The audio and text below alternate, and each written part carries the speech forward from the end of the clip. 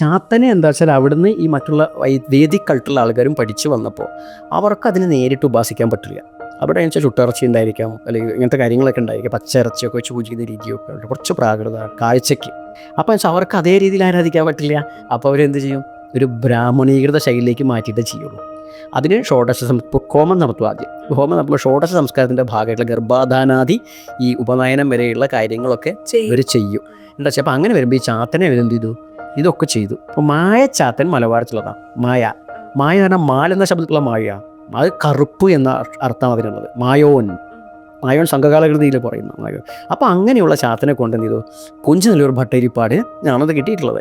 കുഞ്ചനല്ലൂർ ഭട്ടതിരിപ്പാട് ഈ ഇദ്ദേഹത്തിന് ഉപനയനം ചെയ്തു. ചാത്തന് ഉപനയനമൊക്കെ ചെയ്തപ്പോൾ ഒരു എക്സ്ട്രാ ഒരു പേര്, ഇപ്പോൾ വാസ്തുവിദ്യ ആചാര്യന്മാർക്ക് പറയും സുനാമഹ, നല്ല നാമം.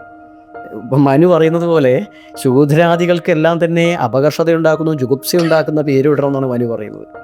പൂണൂലിട്ടതിന് ശേഷമല്ല കേട്ടോ, പൂണൂലിടുന്നതിന് മുമ്പ്. ഇപ്പോൾ ഈ കർമ്മബ്രാഹ്മണ്യം പറയുമ്പോൾ പൂണൂലിട്ടതിന് ശേഷമല്ലേ. മനു അങ്ങനെയല്ല, ജനിച്ച് 10ാമത്തെ ദിവസം പേര് നിശ്ചയിക്കണം എന്നാണ് നിങ്ങൾ കേട്ടിട്ടുണ്ടാവുന്നതിന്.